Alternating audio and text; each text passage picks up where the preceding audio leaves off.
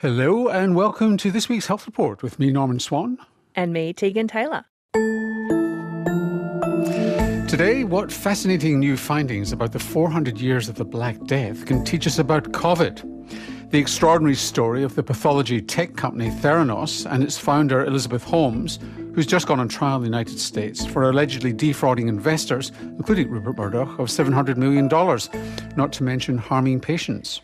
We're coming into tick season, which means you could be part of a study looking for tick-related diseases. And at the beginning of the COVID vaccine rollout, the federal government gave Aboriginal and Torres Strait Islander people priority access to vaccination. They recognised that existing health inequities meant they were at high risk of serious disease if they caught COVID. But the outbreak in regional New South Wales is highlighting the comparatively low vaccination rates among Indigenous peoples, and hundreds of First Nations people are now infected. So how has it come to be that more than a year and a half into this pandemic and 6 months into the vaccine rollout, so few Indigenous people are vaccinated? And what's the way forward here?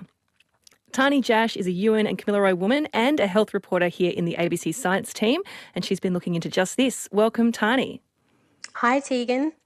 So as we said, Aboriginal and Torres Strait Islander people were in some of the earliest phases of the vaccine rollout. They've had access for longer than many other groups in Australia. So why are we seeing some big gaps in vaccination rates? Is it problems with access or hesitancy or both? I think it's a combination of both, and it's really important to note that various parts of the country are, trying to combat these issues, and it affects different communities in different ways. So when we're talking about the hesitancy, a lot of that has derived from the way that the rollout commenced, and it was great that Aboriginal and Torres Strait Islander people were prioritised during the first phase, but that's also when we were hearing some side effects around AstraZeneca, which made people feel a little bit reluctant, I guess, to get the vaccine. And then when we go to some other areas, if we come down to the eastern side of the country and look at places like New South Wales, access was a really big problem for a lot of communities, not just in Sydney, but also in regional and remote parts of the state as well. Once the current wave kicked off? Yeah, that's right, yeah. And so, if we talk to some Aboriginal people that are living in Sydney, you'll often hear that access was a big problem for them right from the get-go. Even though the federal government had prioritised Aboriginal and Torres Strait Islander people, when it came to making a booking, there was no availability, or oftentimes people had to travel really far distances just to get a vaccine, sometimes putting themselves at risk of getting the virus by travelling into hotspot locations. Right, and you've talked to someone about their personal experience of this. Yeah, that's right. So when I was looking into the vaccination rates, I came across an Aboriginal mother who lives in a Sydney hotspot, and she shared a little bit about what her experience was like trying to get a booking in the system. In early June, I couldn't find anywhere to actually book online. It was that hard by the time I made my mind up. There was nowhere in the booking thing to say that you're Indigenous. So I think the idea of us being able to be vaccinated first must have dropped off somewhere along the line. So that was an Aboriginal mother based in Sydney who you spoke to, Tani. We keep hearing that restrictions are going to start easing at 70 to 80% of vaccination of people 16 plus, which a lot of us are really looking forward to. But if Indigenous people are seeing lower vaccination rates and it's a community that we know is at higher risk of severe disease, what's the feeling about what the risks are here? Yeah, I think that's a really good point, because I think for many Aboriginal people, hearing that the borders are going to open at 70 to 80% is actually really it makes us really nervous, because, there's already underlying health issues that a lot of Aboriginal people face, but it also amplifies the existing problems or issues within our community, such as the strain on the health system at the moment, also overcrowding within houses. And so health experts are really calling or advocating to the government to really look at this target and revise it and aim for about a 90 to 95% vaccination rates for Aboriginal and Torres Strait Islander people. So you spoke to the chairperson of the Aboriginal Health Council of Western Australia, Vicky O'Donnell, about just this. The concern that we have is that if you've still got, even 20% not vaccinated of our mob, that's 20% that's going to end up in hospital. And I don't think the hospitals are going to cope, much as I like to think they are. And that's going to be the tragedy for us across Australia. So that's Vicky O'Donnell from the Aboriginal Health Council of Western Australia. So, we've talked about the problem. Let's talk about solutions. What are community leaders and experts trying to do to bridge this vaccine gap? I think that's a really important part of this conversation, because there's a lot of great work being done by Aboriginal community-controlled health organisations across the country. And when I spoke to Vicky earlier last week, she shared this really great campaign that was launched over the weekend to encourage Aboriginal and Torres Strait Islander people to get vaccinated and the importance around this. And the campaign kicked it off across all states and territories, and it was a really great campaign that's going on TV. But we also have some great work on the ground by service providers actually going into communities. So whether that's door knocking, we've seen this with the Central Australian Aboriginal Congress, where they're going out to community and actually providing that vaccine option to get it done at home. There's also various pop-up clinics and drives happening in places where we feel safe and comfortable, and also have trusted experts there. And Vicky also shared that, there was one vaccination drive in particular that they did where they administered 80% of the first doses to Aboriginal people in that area. So it's really effective and it's really important. Here's hoping those targeted campaigns have the desired effect. Tani, thanks so much for joining us. Thanks, Tegan. Tani Jash is a UN Kamilaroi woman and a health reporter in our ABC Science Unit. This is RN's Health Report. Bad as COVID has been, there's no pandemic in history that's come close to the devastation of plague, at least in what's called the second plague pandemic, better known as the Black Death. It took off in the mid-14th century and within a few years had killed maybe 25 or 30% of Europe's population, and then came in waves for 400 years. Plague is an infection of rodents which jumps to other animals and humans and kills from pneumonia and septicemia. Like all pandemics, plague was exquisitely tuned to environmental changes, international politics, warfare, disadvantage, and the way humans lived. And there's a lot we can learn from it in the time of COVID. A research group in Norway has busted a few myths about the Black Death, such as the fabled role of rats, and in the last few days has published findings on why it came in waves, because it was thought that it just kept circulating in Europe, not according to this new research. And there may be lessons for COVID. Neil Stented is Professor of Ecology and Evolution at the University of Oslo. Welcome to the Health Report. Thank you very much. Very nice being here. Just quickly, this idea that it was a rat-borne disease, rats, fleas to humans in this second pandemic, you've disproven that. Well, we have studied 13 medieval period cities and asked what kind of model describes this death pattern in the population. We compared the rodent, flea, people, and we compared that with people, flea, people. And the latter model fits the data the best. So that's why we have concluded that. And by the way, rats were not so common in at least Northern Europe at the time. So it can't really be guilty of this. So in other words, the transmission dynamics, as we all know from our COVID literacy, were such that it really couldn't have been rats to humans. It had to be human to human in some ways. Well, they're using a model from India during the third pandemic, and it might have worked very well for India, but it does not necessarily work for the second pandemic, plague pandemic, that started, as you said, with the Black Death. Now, and that was lice from human to human, as well as presumably pneumonic plague, passing it just by coughing on somebody. Now, this plague, people don't realise, the Black Death lasted for 400 years, maybe even longer, before it died out. And people assumed that it was circulating amongst the animals of Europe. And you have also shown that this is not the case.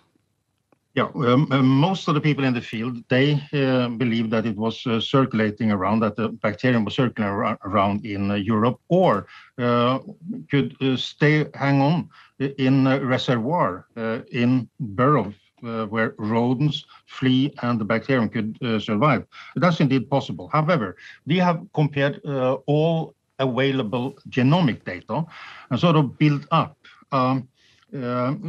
which strain is related to which strain and where does it come from. If you only take genomic information, genetic information, you will conclude indeed that it must have been circulating around in Europe. However, if you include ecological, archaeological, historical information in the analysis, it does point that to outside Europe, that it must have been circulating around outside Europe and then repeatedly coming into Europe. We had a study back in 2015 where we was the first time we actually presented that hypothesis. And the environment's got something to do it as well, because there were environmental changes in Asia or Central Asia where you believe this came from. Exactly. Which encouraged... Exactly. If you have a few warm and fairly humid years, 2, 3, or 4 of them over a large area, the population will build up, the plague population, the bacterium population will build up in the wilderness. And then if over the same area, the population, the gerbil, the host rodent population crashes over a huge area, then it spills over, the bacterium spills over to the human population. And then several years later, it shows up in harbor cities in Europe. And it does so several times, actually. So that was the first time we really assumed or concluded that this might have been the case, that it comes from outside Europe again and again. So the people of the time would have been looking behind them for where it's coming from within Europe, but in fact it was coming in through ports. And border control was really the issue, which they didn't know. Exactly. It comes repeatedly into ports and then spread very fast through Europe. And the flea to human flea, that explains why it can go so fast. And so why did the pandemic disappear? It just disappeared. Well, that's probably linked to hygiene and that they had quarantine system. So that sort of blocked the import. The hygiene becomes very important, particularly at the end of the third pandemic. It ended in Europe quite fast, whereas around Europe, it continued for quite a while. I mean, the third pandemic... And that's most likely to do with the hygiene, which of course is exactly what we're experiencing today. Quarantine and the hygiene, stop circulation of the COVID-19. What do you think of the coronavirus? Just briefly, what do you think are the main lessons from this for COVID, if any? Well, you should pay attention to import from outside, which was important then, back in the medieval period, at least if our assumption is or our theory is right, which is exactly what happened today. We should be very careful about border. We should have border control. Make sure that people are not infected when they enter into the country. And if they are infected, put them into quarantine. And of course, hygiene, which we have antibac and all this kind of stuff today everywhere. Niels Stendt, thanks very much for joining us. Thank you very much. Another time we'll come back and talk about the third pandemic, which probably is still going right now. Niels Stendt is Professor of Ecology and Evolution at the University of Oslo. And if you live in Australia, anywhere near bushland, which is most of us really, you've probably encountered a tick before. Most people who get bitten by one suffer little more than a swollen, itchy bite site for a day or two. But for a small number, what follows is a debilitating, often long-term illness similar to Lyme disease. It's not Lyme disease, these people are told. The ticks and their bacteria that cause that disease are only found in the Northern Hemisphere. But it's a small comfort to those people who are left trying to manage a chronic illness that isn't well understood. And for Brisbane man Dan Odlin, it's been 3 years since the tick bite, he says, turned his life upside down. I was working in northwest Brisbane, next to a horse arena. I was in a grass area and I've come in contact with a tick, which has travelled up into my hair on the back of my head. And it wasn't for some days that I found that tick. By that stage, it was quite large. I was having migraines and I was having low heart pain. It's changed my life forever. With the heart pain, it sort of started to ramp up and become more serious. So every time I tried to return to work and do, a normal day's work, started getting heart pain that was increasing. I just couldn't work. I presented to emergency, said, there's nothing wrong with you. You'll be fine. I didn't worry. I went home. And that night was terrible. I returned to hospital. We'd like a cardiologist to have a look at you. He just said, look, I don't know how to tell you this, but I believe you've got pericarditis. This is quite serious. Yeah, we want to admit you. I had a lot of other issues as well. I couldn't quench my thirst. I was sweating from my hands and feet. I had light sensitivity. I had twitches all over my body, joint pain, muscle pain, chronic fatigue, and I just felt awful. Nearly 3 years later, I'm still looking for a solution. That was Dan Odlin, a Brisbane man who's had symptoms since a tick bite 3 years ago. In Australia, syndromes like Dan's have a name: debilitating symptom complexes attributed to ticks, or DISCAT. I didn't say it was a particularly snappy name. There are a couple of research groups trying to shed light on what is behind these symptoms, and one of them is led by Emeritus Professor Peter Irwin from Murdoch University, who I spoke to earlier.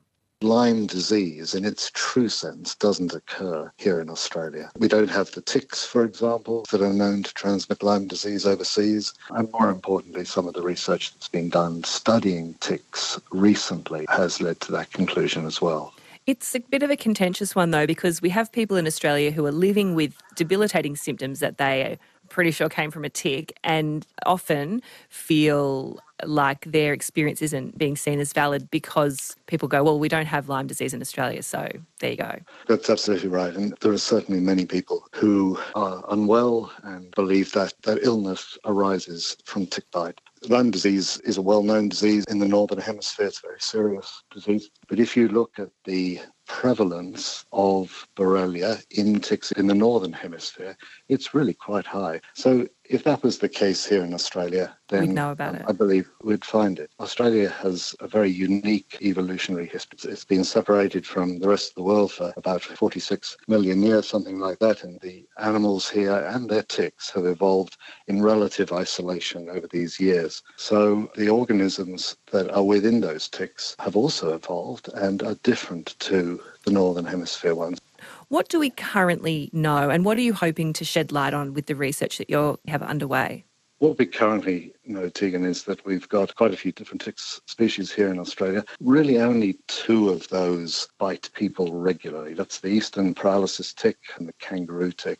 There are others, up to 22, have been reported to bite people. And these ticks are full of organisms. Their microbiome, the different types of bacteria and viruses that are inside these ticks, and there's a large number of them. They're similar to, but different from their Northern Hemisphere cousins, if you like. So our research, we are looking at people from the moment they get tick bite and doing clinical evaluations and psychometric profiling to better understand the physical and the psychological impacts of the sequelae, if you like, of tick bite. Lyme disease is caused by a particular bacterium, as you said before, but you're looking at it could be a bacteria or it could be something else that's causing these symptoms in people in Australia. That's right. There are a number of different possibilities, and we're trying to explore all of these. One hypothesis is that it is associated with one or more infectious organisms. But there are other explanations for why people might become unwell that don't necessarily include infectious organisms. The tick saliva and what's injected into the human contains multiple different proteins, and these trigger immune responses in animals and in people. And so we're investigating the complex immunological responses that occur following tick bites. But in addition to that, we're interested to know what the relationship between the baseline psychological profile of people that get tick bite is and the development of particular symptoms after the tick bite, because some people become ill after tick bite, obviously, and some don't. What sort of reactions do you get from people with chronic illness when you tell them that psychological or psychometric testing is part of your research? Because I think for people who have struggled with illnesses where perhaps some of the messages that they've gotten is that they're maybe in their head, they might find that invalidating. I completely understand that. But the trouble is we just simply do not know yet what makes people unwell after tick bite. There are certain similarities between DISCAT and ME/CFS, chronic fatigue syndrome, and other disorders of chronic illness like that. And I believe the only way that we're going to really provide evidence as to what is causing this is to keep an open mind and look at all aspects. I've spoken to many of these folk over the years. It's very distressing. They're seriously ill.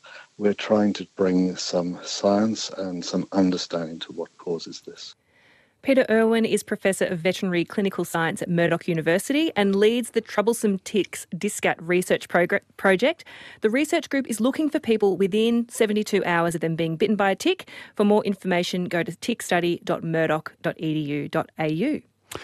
Only a few years ago, technology being boasted by a US biotech startup called Theranos was being heralded as a revolution in healthcare. Founded by a then 19-year-old Stanford University dropout who claimed that with just a drop or two of blood, her device would be able to run hundreds of clinical tests cheaply and empower patients who would have more access to their health information. Hundreds of millions of dollars were raised by Elizabeth Holmes from high-profile investors such as Rupert Murdoch, and her board included 2 former Secretaries of State and 2 former Secretaries of Defence, names like George Shultz, Henry Kissinger and James Mattis.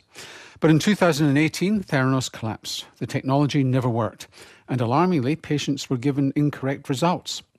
Both its founder, Elizabeth Holmes, and her former partner are facing multiple fraud charges to which they've pleaded not guilty. Holmes' trial is now underway in the US and will determine whether she conspired to defraud investors and others. If found guilty, she could face 20 years in jail. Phyllis Gardner is a professor of medicine at Stanford University and one of the experts Elizabeth Holmes first approached with her ideas. I spoke to Professor Gardner earlier. Well, I was pretty well known in drug delivery. She wanted to do something that seemed was completely impossible. She wanted to put a skin patch on. She didn't define whether or not needles would be involved, but of course she didn't think they would be because she said everybody's so afraid of needles. And she wanted to use nanotubes or microtubules to first sample fluid from the body and then deliver antibiotics. And I said, this is not going to work. I said it nicely. That's not going to work. I said, first of all, where are you going to sample? I mean, the skin is quite impervious. And then what she wanted to do was deliver antibiotics after the infection was diagnosed. And I said to her, do you realize antibiotics are not potent? You cannot put them through microtubules or nanotubules. You know, when you go to the hospital and you're getting IV antibiotics, they hang a huge bag, right? You need to deliver a large quantity.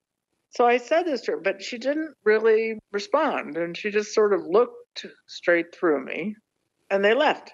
And what she tried to commercialize was fundamentally different than what she was describing to me. Somehow somebody got through to her and said, that's impossible. So then the story goes on. She starts a company. And that's where it began. And did you ever asked to give an opinion on the single drop blood test? No. What was your impression of her? My impression was she had a profound belief in her own intellect, far beyond what I think she should have. When she first came, she was not the person that you saw later on TED Talks. She changed her look, her style, and everything. And her voice deepened, she managed, reportedly. Oh, yes, it did. And I have a deep voice, but when I heard her next time, so 2003, then 2015, at the Harvard Medical School Board of Fellows, of which I'm on, and she was appointed, which is a whole nother story. She said, hello, and I'm like, oh, my God, where did that come from? But anyway, I mean, her method of getting influence was through older men. And I said their brains just went south. So, I mean, this has fallen apart. The allegations are that they were using standard laboratory testing devices, covering up the fact that their technology didn't work. They raised about $700 million. They had wellness centers. They had contracts with very large companies to provide their employees. All of it was, from my perspective, it was all a sham. My husband flew by the representative of Siemens. And he said, "Are you aware of Theranos?" And she goes, "Oh, yes, we supply all their equipment." Oh, for God's sake. And what she was saying was basically standard diagnostic equipment. Yes. So in other words, they were using Siemens devices equipment to do their, Yes. like any pathology lab would. Yes. Also, I talked to the former head of the laboratory, a Harvard-trained pathologist who had quit. And of course, he was scared to death. He quit because he said, it's not working. What do you think the wash-up is in terms of what's been said is that what this was enthusiasm, fake it until you make it, which is the typical... Oh, God, every time anyone says fake it till you make it, I about throw something through the wall. You do not fake it until you make it in medicine, on people's lives. Did patients come to harm as a result of Theranos? Yes. First of all, they invalidated tens of thousands of tests. There are many cases of false results. Do I know the full extent of the harm? No, but you know that there are people who got results such as high estrogen levels when they'd been normal after breast cancer, and were terrified. Potassium level, for example, if it's too high or too low, you will have fatal arrhythmias. She had so many wrong. And then the thing she was cited for that caused her to be told she could not, as far as my memory goes, could not direct a lab anymore was blood clotting times. It's very narrow index that is therapeutic. If you go too low, you will have a stroke. And if you go too high, you can bleed to death. And she was giving them wrong results. That is awful. What has failed here? She got away with it. Do you think the system's strong enough to resist next time? I think this system is strong. Let's talk about the regulators. FDA only approved one test on their device, Edison, if she did it on Edison. And it was for some infectious disease. And those are the easiest things to do. There's a huge wide margin as opposed to clotting time, etc. One test out of all those 240 that she claimed, none of them were approved. She lied and cheated on that one certification. It wasn't the regulators, nor was it Silicon Valley venture capital. They kicked her out of the office everywhere. The people who invested were what we call angel investors, high net worth investors, most of them older men.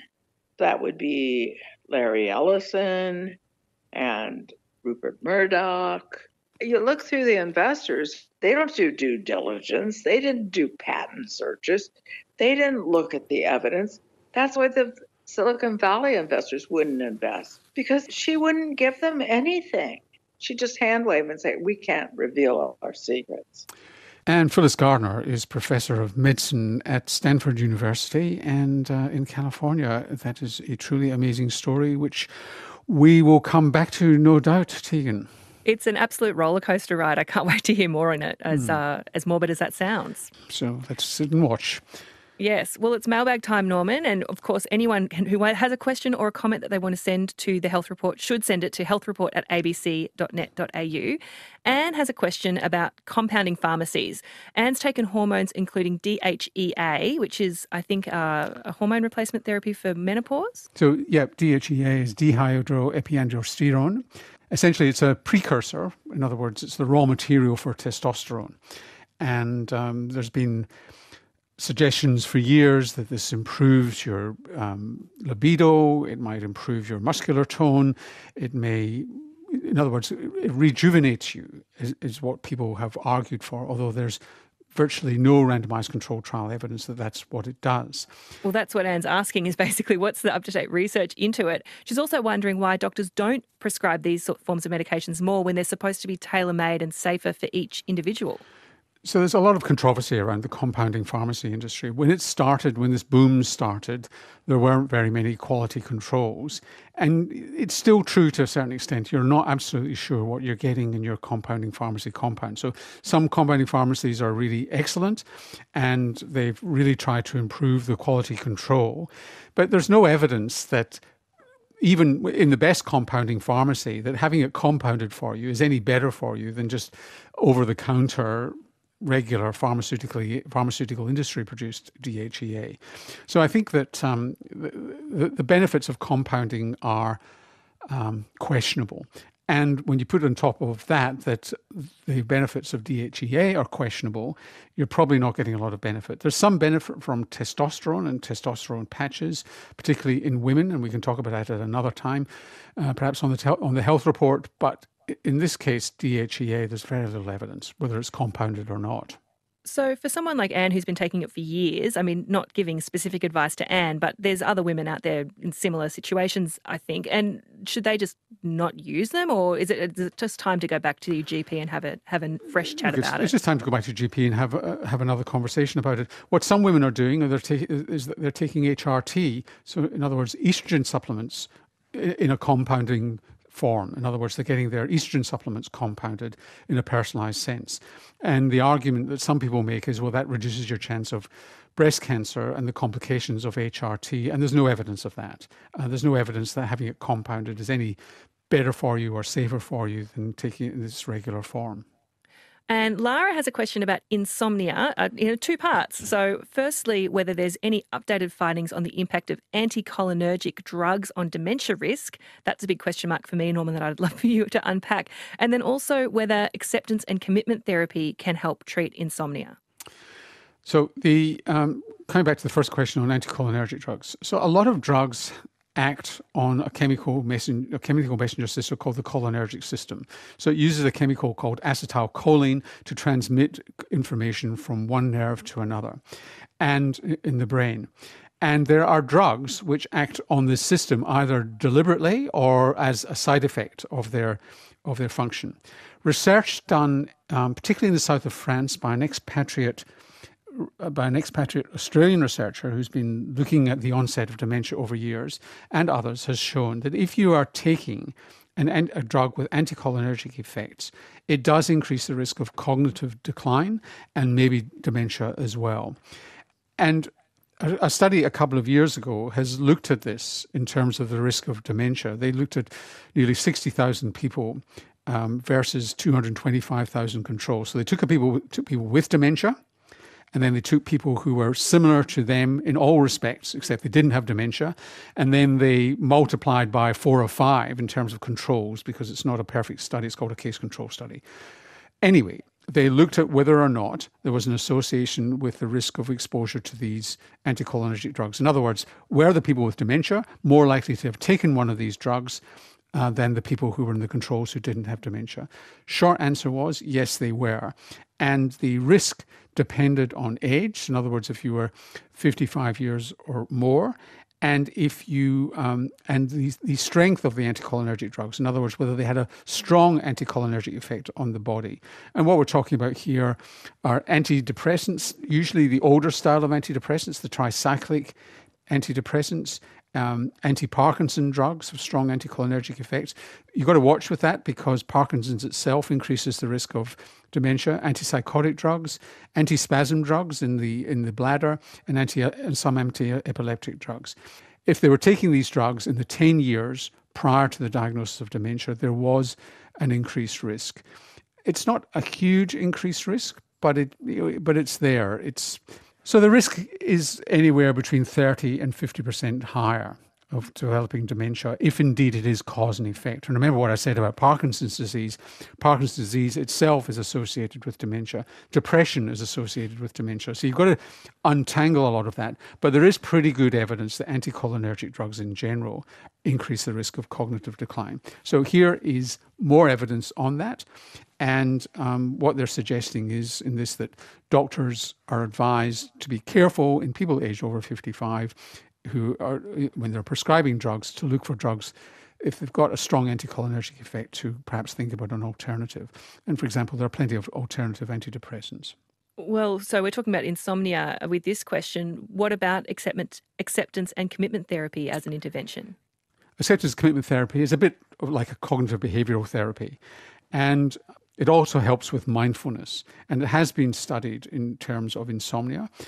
And there's been a recent review. Last year there was a systematic review of the effects of acceptance and commitment therapy, which shows that it does have an effect on insomnia and can be beneficial. And behavioural therapy and cognitive behavioural therapy in general does help with, that's particularly directed towards insomnia, can help as well. So there are psychotherapies which can help you with your insomnia. Well, that's good to hear. And here's one for you from Bob. A question niggling at me and I can't find an answer. The question is, how less air pollution is there due to the COVID lockdown? You would think it would be quite significant. Well, it's so interesting that Bob asks this question now, because just a couple of days ago there was a report released by the United Nations meteorological arm saying that, yes, there have been unprecedented improvements in air quality, but it's not enough to halt climate change caused by global warming. So they put out the Air Quality and Climate Bulletin saying that there's been really dramatic decreases in particles. So I guess air pollution is a few different things. There's certain particles, microparticles, that can irritate people's respiratory systems, and then there's also certain gases. And microparticles, things like sulfur dioxide, carbon monoxide, nitrogen oxides are all much lower than they were before. The microparticles are 40% reduction in that, and similar kind of decreases in other of those harmful gases. But yeah, it's a blip at the moment. And there were some interesting little things which were up. So the wildfires in Australia here and in December 2018 and January 2019 have actually also led to like a partial cooling in the atmosphere, which is kind of complicating things as well. But it's not enough to reverse this runaway train that is global warming, unfortunately. Well, there you go. And there's one last question about N95 masks. Yeah, so speaking of microparticles, Susan's asking, why do N95 masks have a 2-year expiry date? Is it something about that papery fabric that deteriorates? Look, there's a whole thing about N95 masks, is that quite a few have lost their registration from the TGA over the last year or so because there's been fraud in the N95 market. And if you buy but they haven't been taken off the market, they've just lost their registration, but they still could be being sold without their registration. So in other words, they haven't done a recall of them. So essentially, if you buy an N95 mask that looks pretty flimsy, or there's any blurring on the numbers on it, and it looks pretty odd, I'd choose another N95 mask, because if it looks as if it can't be an N95 mask, it probably isn't. You just got to be really careful. In terms of protecting you from COVID, though, that's still going to be better than nothing. Like, we know that the cloth masks that most of us are using in everyday life aren't surgical quality. It would be more if you're in a high-risk COVID environment, or if you're trying to protect yourself from something like bushfire smoke, right? Yeah, that's the situation where it wouldn't work, but it's likely it is likely to stop you transmitting it to other people by 60 or 70%. But it depends what it's made of. I mean, at least when you buy one of those surgical masks, you know that it's got the proper, you know it's approved. But just, you've got to be careful with these N95s in terms of what you're buying. Well, that's everything from the mailbag today. Of course, if you've got a question or a comment, email us, healthreport@abc.net.au. We'll see you next week. See you then.